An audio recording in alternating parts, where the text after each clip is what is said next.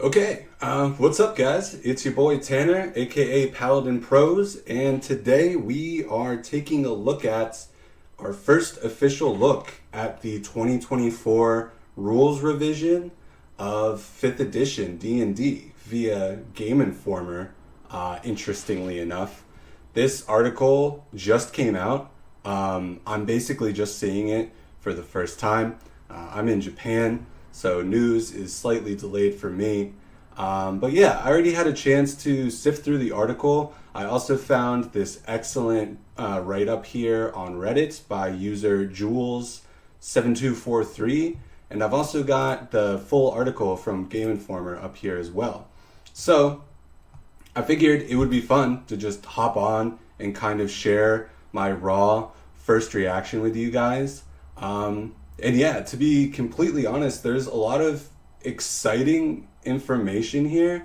I've had pretty mixed feelings about 5th edition for quite a while now, but as someone who runs my own heavily homebrewed version of 5e in my own heavily homebrewed world, I can't lie. There's a lot of positive steps in the right direction that I'm seeing here. So yeah, let's hop right into it.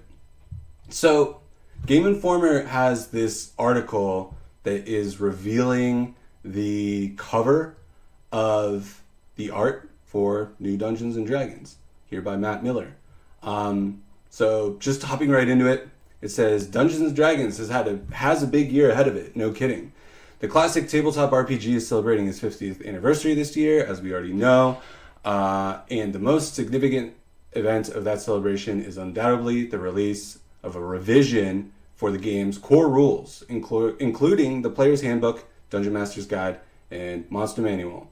Backwards compatible with the entirety of the 5th edition of the game, the new books are nonetheless a big new step forward for the game, reflecting a decade of iteration and evolution as the game has exploded in popularity. So yeah, from like a PR perspective, it's pretty obvious that Wizards is trying really hard to avoid calling this anything but 5.5e. I'm so out of the loop. I still thought they were calling it 1 D&D or 1 Dungeons and Dragons, which is about where I kind of dropped out of following all this. I'm only hopping back in more recently. But as we're going to see in just a little bit, I really do feel like that this is 5.5e for all intents and purposes. So yeah, the books aren't far off. The players and dungeon masters alike can watch for pre-orders starting June 18th. That's a good bit of information if you're interested. And each book is set to be priced at $49.99. Each of the 3 new books comes in at a hefty 384 pages apiece. Now, this is really interesting to me. Like, why is all 3 of the main books, the core 3, 384 pages? I feel like, I don't want to be too much of a cynic, but like, has WotC like figured out the most cost-efficient page count, or does it come down to the design? As we're going to see in a little bit, it seems like they've really designed these books to have splash pages and then a lot of easy to digest information kind of on one open spread. So yeah, it's just really interesting to me that the PHB, DM's Guide, and Monster Manual all have exactly 384 pages apiece. So I'm going to leave the link for this article in the description down below. I'm not going to read the entire thing, but right here we do have some sample art coming from the PHB. This is the party from the D&D cartoon, all grown up, exploring, it looks like, you know, the Feywild. We've got mimics here, we got goblins, we got a cute little owlbear. This is also something that's always been on my mind. Does anyone really care about the D&D cartoon? I don't know, maybe I was too young for it, or I'm too young for it. I feel like I'm really old, but it's always hilarious to me how much Wizards seems to want us to care about the party from the D&D cartoon, like as this ongoing Easter egg thing. They were in the movie and stuff. But does anyone really care? I don't know. Anyway, moving down a little bit. So here is the cover. We get our first look at the cover of the new Player's Handbook. And yeah, guys, I gotta say, I love it. I really love it. I'm a big fan of more old school art, but I really appreciate this painterly kind of style that we have here. We've got two dragons on the cover of Dungeons and Dragons. This is a gold dragon. They say in the full article that this is kind of a nod to the golden anniversary of the 50th anniversary of D&D. I really like how this gold dragon has more of like an Eastern mythological type vibe to it. It looks almost more like serpentine, kind of cat or dog like. And then we have the more traditional red dragon at the bottom. And as we'll find out later as well, it seems like they really want to place an emphasis on the fact that dragons can be more of like a companion in D&D as well as a villain, which I think is really interesting. And again, I think there's a bit of an homage to the OG D&D cartoon here. We have a very paladin-looking paladin here, which I'm a big fan of. We got a dwarf with his axe and his horn helmet. I'm a big fan of the diversity, and I'm a big fan of how animated the cover looks. I mean, it looks gorgeous. I like how the sorcerer here is in the middle of casting a spell, sorcerer wizard. And yeah, I think it looks great. So this is the full splash page. We can see again, it's like gold dragon versus red dragon with the party in between. We've got some red kobolds here coming to stab the party. This is the back cover of the player's handbook. And I gotta say, again, I'm really digging this art. I'm really digging the diversity of the party. This definitely looks like a party that would be featured at my table. You know, it makes me smile. It reminds me of a lot of my friends and family and all of us getting together to play D&D. Again, it looks very animated. And something else that I found really interesting, that the artist, I'm forgetting his name right now. I'm sorry. I'll find it in a second. But the artist mentioned how the front cover is supposed to be evocative of like an original kind of classic D&D party made up of like OG heroes from throughout D&D. And then the back cover is supposed to be more evocative of a home game of more modern D&D. And this is just supposed to be, you know, anybody's party. And I think you can really see that here. And I think that's a great idea. And frankly, I'm a fan of the art. I think it looks gorgeous. Yeah, moving down, we've already seen the art of this fighter guy, but it's nice to see the sketches. I feel like in a way for PR, this is also kind of showing like this art wasn't AI generated, at least not from scratch. I'm not going to get into all of that right now, but again, I do think the art for this fighter looks awesome, this dwarven fighter. We've got a silver dragon on parade here. Not a big fan of bunny people personally in my D&D, but hey, he's here, he's having a great time. And I think this is pretty awesome art. I love how triumphant he looks, and again, I think this kind of harkens to the idea that dragons can be heroes along with the party, which is interesting. Here we've got some red dragon concept art. They make a point of talking about how in the monster manual we're going to see a lot of art of monsters using their attacks. There's a big emphasis on the art being very evocative and inspirational, so DMs can get a better idea, a better sense of the monsters they're using in their campaigns, and players too can get more immersed in the world. And I think that's a great step forward. I do think that was something that was seriously lacking, especially in the 2014 version of the player's handbook. We have a wizard for scale here, which is pretty funny. And yeah, I mean, looks great to me. I love red dragons. Here we have a bronze dragon, same thing with the lightning attack. Red dragon's got the fire, bronze has got the lightning. And then, let's just take a look real quick. Again, here's a splash of the front cover. Here's a splash of the back cover. The D&D cartoon party. And don't get me wrong, I mean, this art is great. I definitely think it's very evocative. I love this art for the wizard. She looks so badass. And And again, very inspirational. Definitely gives you an idea of what a wizard can do in the game. This is the Dwarf Fighter. I did a little investigating, and I think this is the art for the Wild Magic Sorcerer. So all the subclasses. Sorry if you guys can hear the traffic outside. I live on the street in Tokyo. Not on the street, but next to a street. So yeah, all the subclasses are going to have their own art, which I also think is awesome. Here we've got a Tiefling, Warlock, I'm assuming. We've got the Patron in the background. Dope. Awesome setting. So there's also this Bastion system, which is essentially like, it seems to me like it's harkening back to the Stronghold rules from like original, like first edition D&D, where players can kind of create their hometown during character creation, which I think is awesome.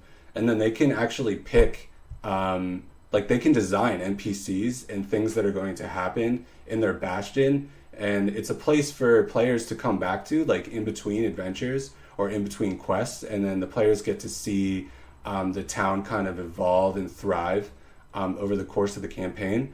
That is something that I've been implementing in my own homebrew campaign, and I'm actually really excited to see it being officially supported in the rules. I love this art because to me it's like a really awesome combination of what honestly reminds me of like Bali, Indonesia, or like Vietnam. These kind of like open, almost looks like rice paddy fields. But then also up here in the foreground, we've got something that looks very much like the Shire, you know, very reminiscent of Tolkien fantasy. So I'm really digging that blend. I have to say, it looks quite photoshopped and a little dubious, but I at least appreciate this effort to blend the cultures. Here we've got, you know, a wizard or artificer's workshop. This is just a pretty generic aristocratic room. We've got the silver dragon again and the concept art. Okay. So, upon first impressions just of the art, I mean, I think it looks great. And I'm all for it. I know that like the 5e art definitely has its style and not everybody is the biggest fan of it. But for me personally, somebody who grew up with really like colorful, heroic fantasy, it's always going to have a place near and dear to my heart. And in general, I appreciate the move towards a more diverse looking cast of characters and settings. I think that's really exciting and really important. So, yeah, I've also got the full article up here. It is several pages long, and I'm not going to dive into reading the entire thing. But again, I do want to point to this awesome write-up from Jules7243 on Reddit, excuse me.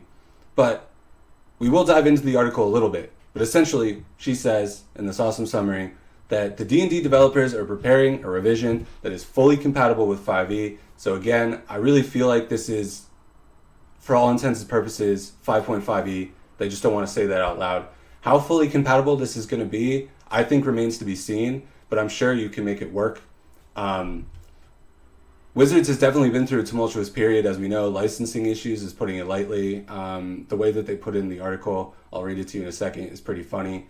We had Baldur's Gate 3 in the movie that were pretty good and successful. And the new books are far more than window dressing, and they represent the team addressing all the lessons they've learned and heard from fans over the last 10 years.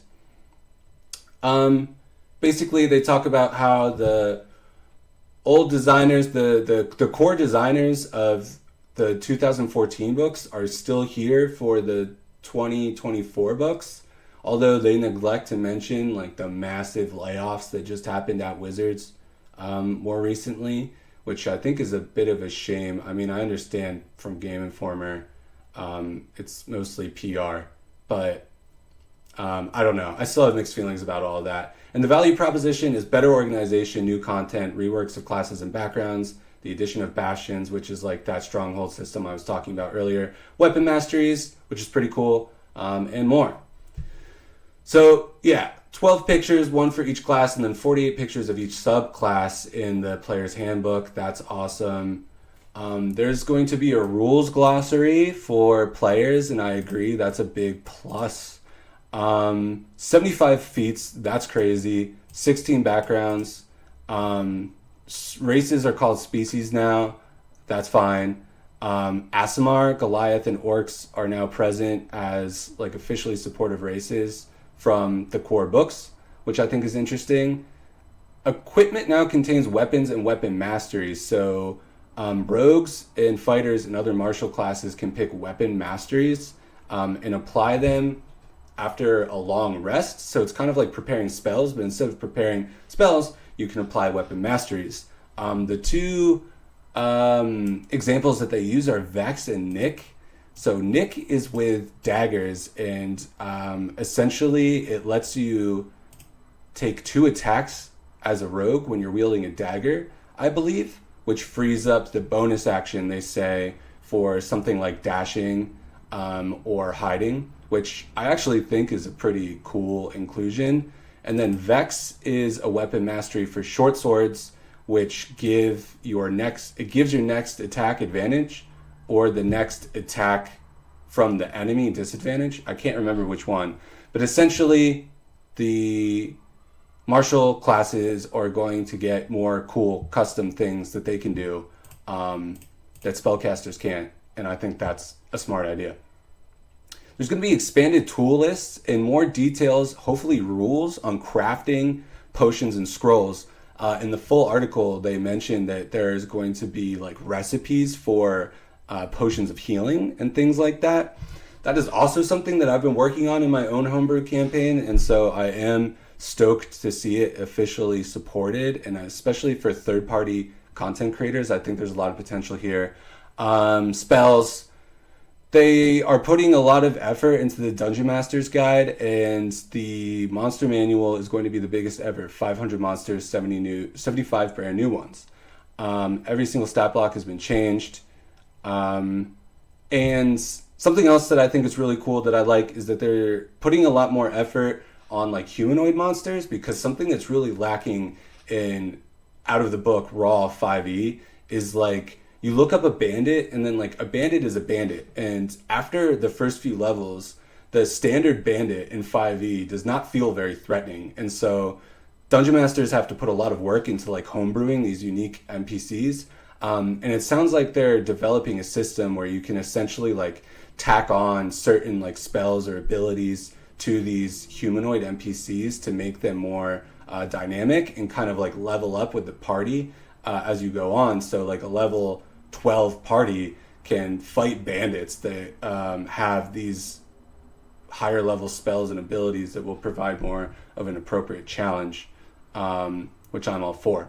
So this is the full article, and real quick, let's just look at the general gist of things. We'll kind of scan through and we'll talk about what we think briefly. Again, this awesome, badass wizard, Slay Queen. I love it. Okay. Yeah, this is what I wanted to get into here. So, it's been a tumultuous period for the D&D brand. Wizards of the Coast has weathered some high-profile challenges in recent months, you don't say, including disagreements with fans and other publishers over licensing issues. This, like, gives me a lot of pause. I mean, that's like the understatement of the century, saying that there's been disagreements with fans and other publishers. WotC tried to basically monopolize the entire tabletop role-playing game industry and fuck over third-party creators. So that's not to be taken lightly, don't get me wrong. Print problems around big releases, I haven't heard anything about that. I'm just getting back into the 5e scene. And most recently, the departure of their evil corporate overlord, who cares? But at the same time, Dungeons & Dragons continues to enjoy unprecedented popularity. The movie was well received by critics and fans. I liked it. The online streaming movement around the game continues unabated. That is true. And the recent release of Baldur's Gate 3 proved to be one of the most celebrated games of the last decade. Sure was. So yeah, D&D is feeling itself once more. So let's see. New approaches. Perhaps it's a presumptuous statement, especially when I've seen only snippets of the final game. I'm not prejudging. There's no doubt that much remains to be seen, but my sunny prediction isn't without evidence. This is the first time in D&D's history that the lead designer of one set of the core books are the same leads doing the next round of the core books, says Jeremy Crawford, Although this time we have a new friend joining us because Chris Perkins, James White, and I were leads on the 3 core books a decade ago, and this time it's the 3 of us joined by Wes Schneider. Again, I think it would have been worth mentioning all of the layoffs that happened this past Christmas season, but alas. So again, they talk about how each book is 384 pages. That's pretty interesting. And yeah, they put a lot of emphasis on the art in this article, but we've already talked about that quite a bit. So let's see. For the players, the new player handbook is strongly rooted in usability, eschewing earlier versions that launched directly into character creation. The robust opening chapter is all about playing the game, filled with examples and footnotes explaining what is happening. The book references an included rules glossary. That's awesome. With quick explanations of rules around cover, jumping, being prone, or anything else that might have once been hard to find. I saw someone on Reddit say something about how like players basically learn by playing, which is great, but then no one really like knows how to play the game. And I totally agree. And so I do think it's really nice to have a chapter up front that kind of explains these things.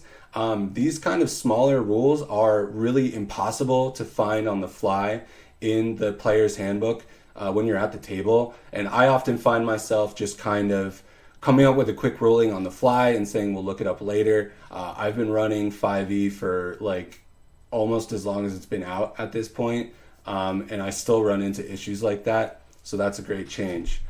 All 12 core classes have returned from the Warlock to Wizard to Cleric to Rogue, each with 4 distinct subclasses. 3 of these subclasses are brand new, while more have been so heavily redesigned that they are effectively new.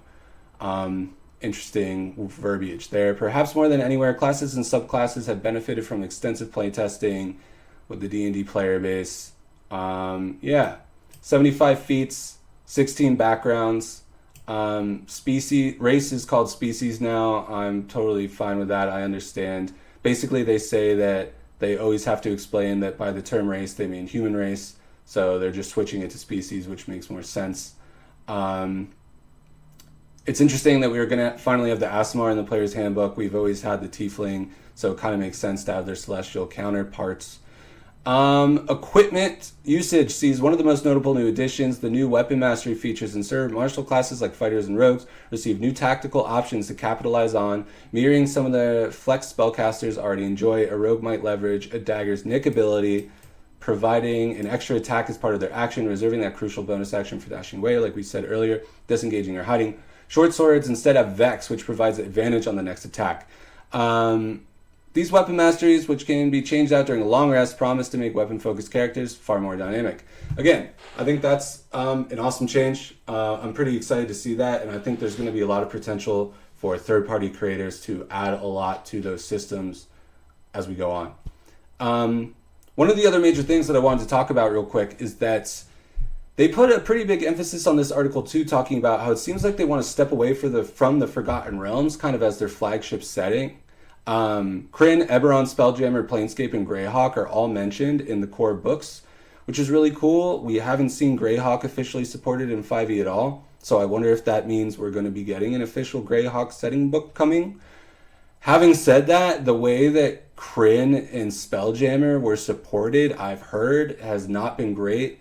I personally feel like the 5e Planescape book looks pretty cool, but in general, the setting releases for 5e have been extremely underwhelming. So maybe they're just stepping away from supporting official settings altogether. I'm not sure. When anybody asks Jeremy or me what the core setting of D&D is, we tell them it's the multiverse, Perkins says. And that surprises a lot of people. They think we would default to some particular world, probably like the Forgotten Realms, but we recognize that not only does the multiverse include all settings we've created, but it includes everybody's world, right? These revisions are a chance for us to double down on that. Again, I like this attitude that they're expressing. I'm extremely dubious of Wizards of the Coast, but I've always liked to feel as if my homebrew world kind of exists in this broader multiverse. I know it kind of sucks that our favorite D&D worlds are owned by this corporate overlord. But at the end of the day, it's important to remember that the people, boots on the ground, designers and artists and writers who are working on these games love it just as much as we do. And so I've always enjoyed feeling like my homebrew world kind of exists in this broader multiverse. And so to see Chris Perkins come right out and say that officially in this article is promising to me. They make a really big deal of talking about how they want the Dungeons Master's Guide to be all about show, don't tell. They say they want it to be an indispensable resource in and outside of play. I think the 5e Dungeon Master's Guide is big doo-doo, to be completely honest. It was not very helpful for me when I was a new DM. I've read the whole thing cover to cover. The treasure tables suck in there. It's hard to understand how to put together a campaign and adventure, and they talk a lot about how they want to change that. Much of the book is structured around these types of concrete tools, like learning how to run a campaign, a half-page sample adventure, springboards for DMs to flesh things out.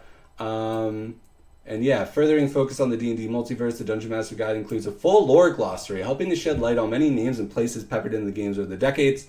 That's all cool, and I think that's all really useful. Another interesting little bit here is they talk about how the book, the Dungeon Master's Guide that is using GREYHAWK as kind of like an example setting to illustrate how to create your own campaign world. GREYHAWK, of course, was the original D&D game world crafted by co-creator Gary Gygax, and a worthy study to revisit on the occasion of D&D's golden anniversary, truly. So yeah, I think that's a great idea too. And then finally, we've got over 500 new monsters, 75 of them are brand new to the game.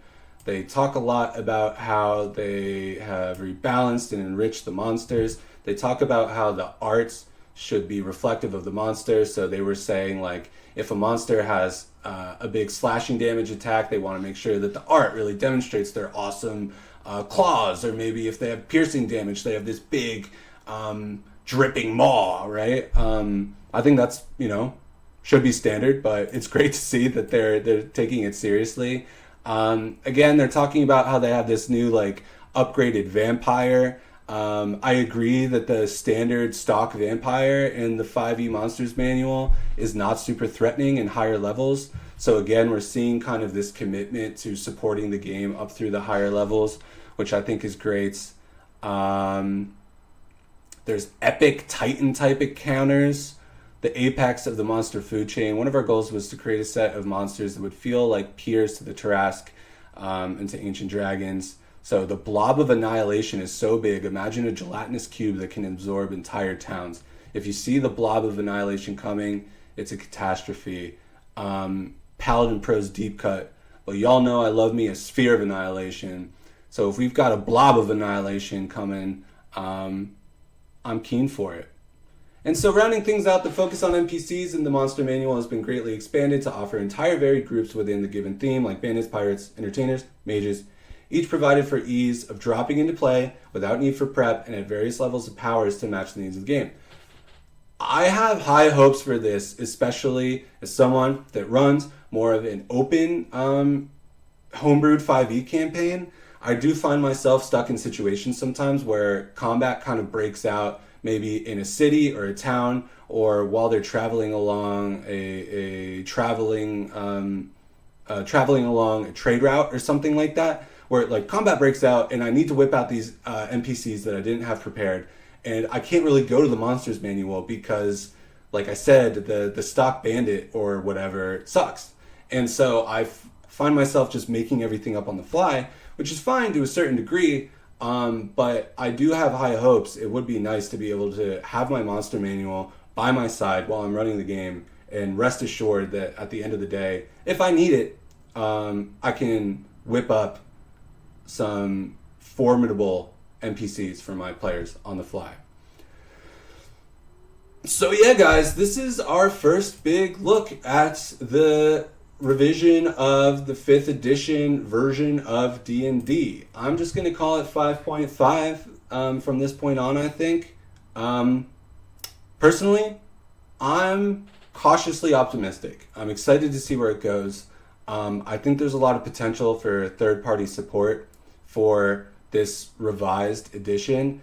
And yeah, if you're kind of in a situation like me where your players love 5e, they don't really want to move away, and you're more concerned about having fun with your players than kind of arguing over systems, I think there's something to be said for all of this. So anyway, that was my quick rundown. I'm planning on doing more deep dives into the details of this updated rules revision as we get closer and closer to release.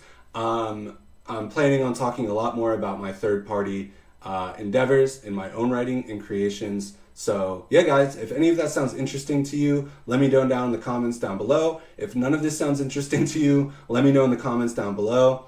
That's what I think. What do you guys think? Let me know. And until next time, venture forth.